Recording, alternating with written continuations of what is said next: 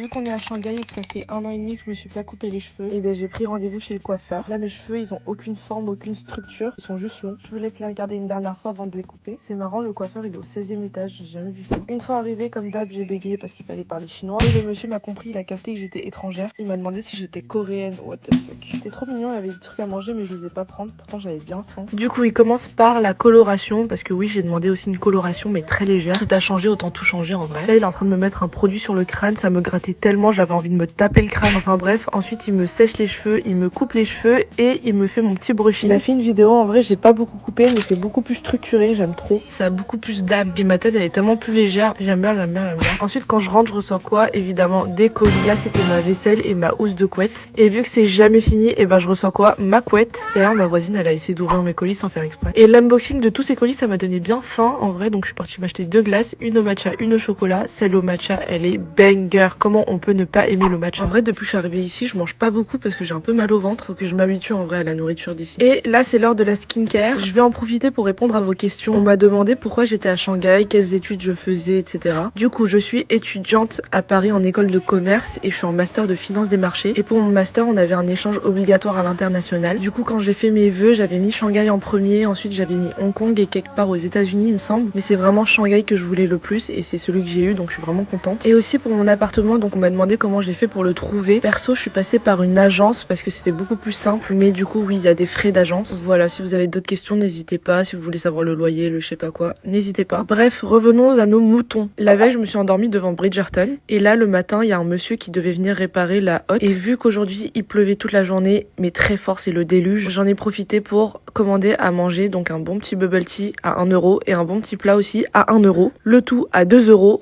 Bref c'est une dinguerie. Sur ce je vous dis à demain.